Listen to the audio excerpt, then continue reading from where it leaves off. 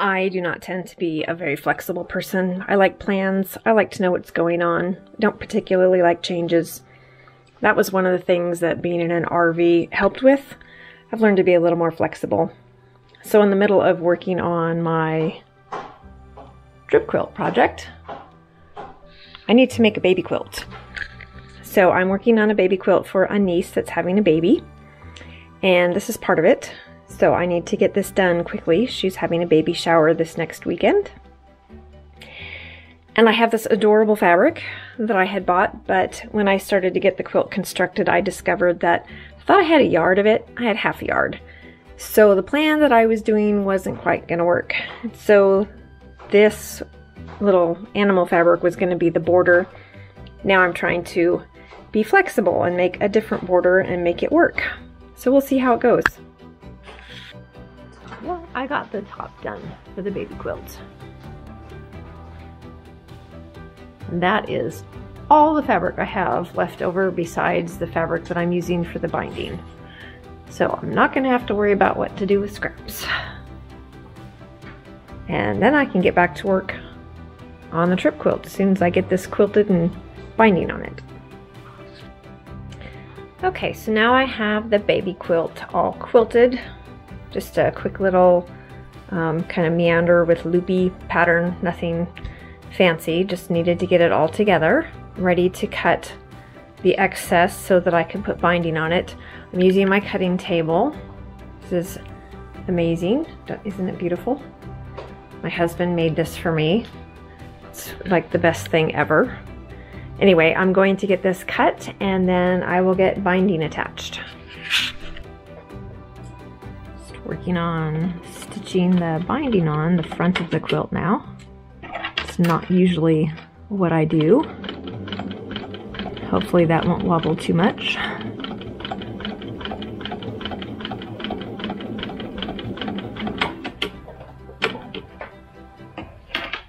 Normally I do stitch it down on the back, sew it on the front, stitch it down on the back by hand, but I'm in a hurry for this one, so this one's getting done this way, just carefully.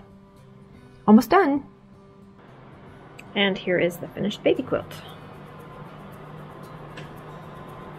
Hopefully my niece will really like it.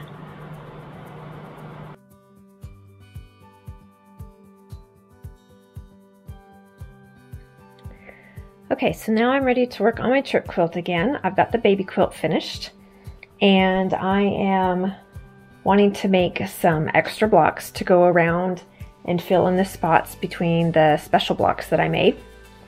I was originally thinking that I would use my fabrics because I want to make sure I have all of them in the quilt.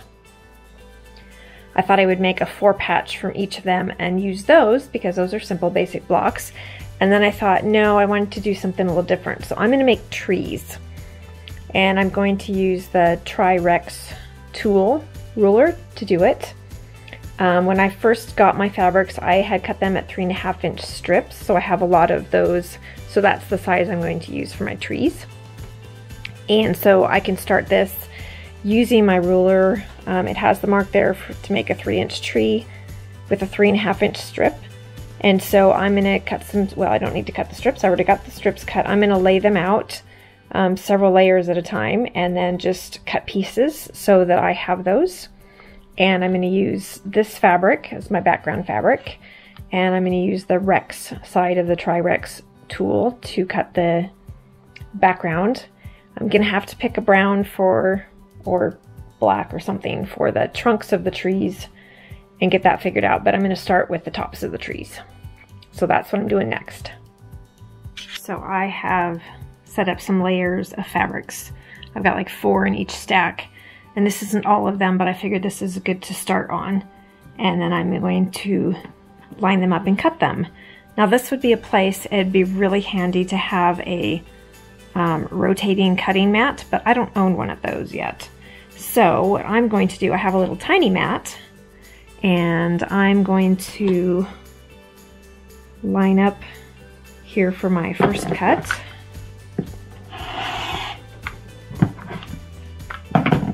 Out of the way, and then I can just turn my mat around and my ruler around to back up again.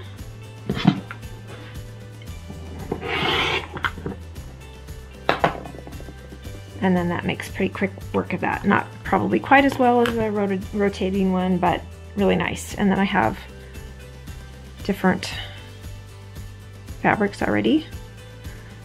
This is New York, and that one's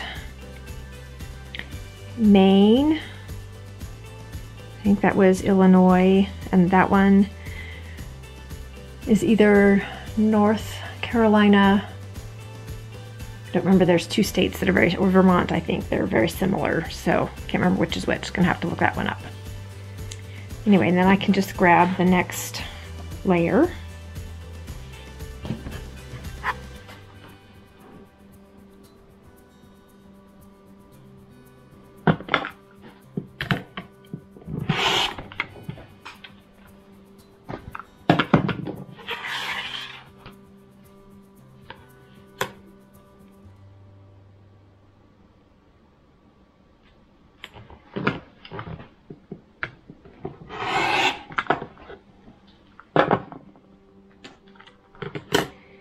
There's some more, and the next stack.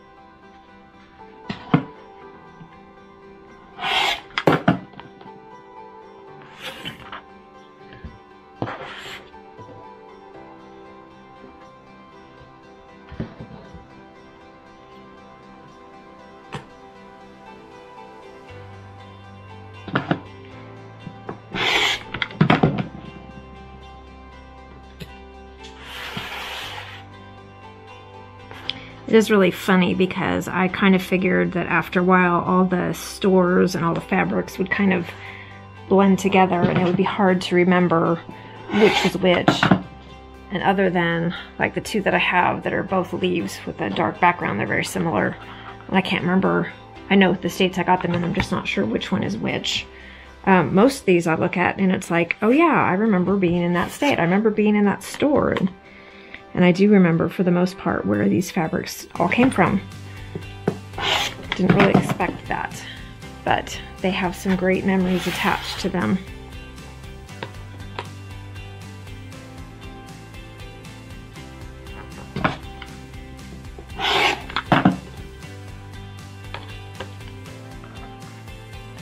Okay, now I'm going to do the same thing with my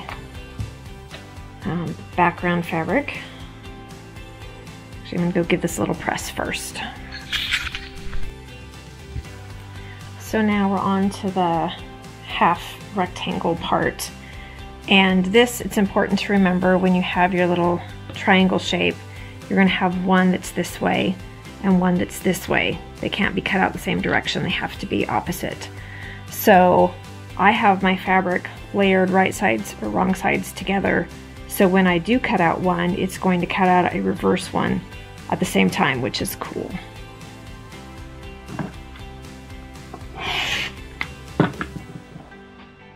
Okay, so we're gonna move that, and I'm gonna rotate this around.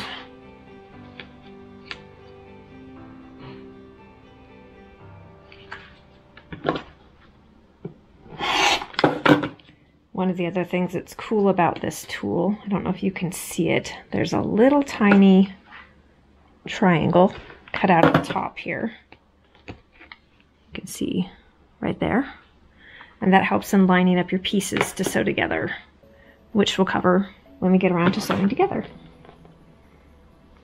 Now I'll just get the rest of these cut out.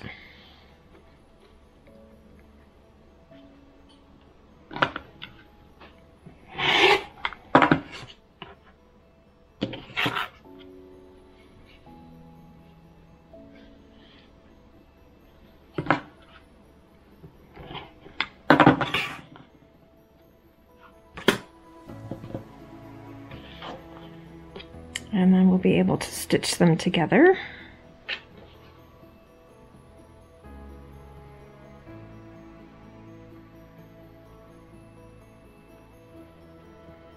like this.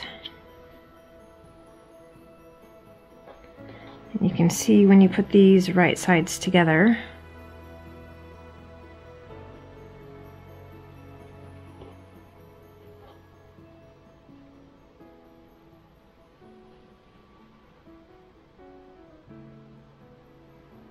that little cutoff helps line up right where that's supposed to go.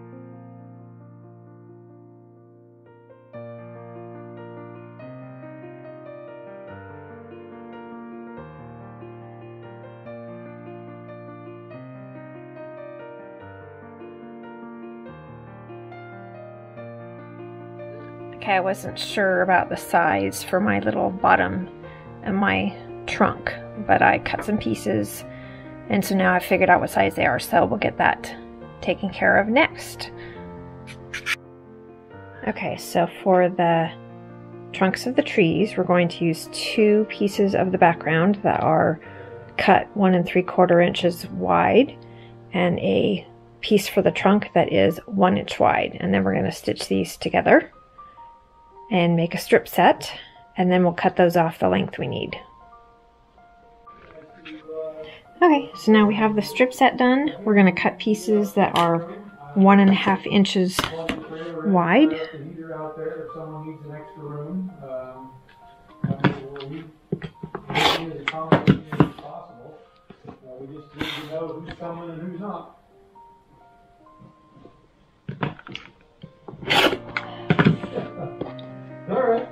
And then we're going to join that together. Okay, so that's what our little trees will look like.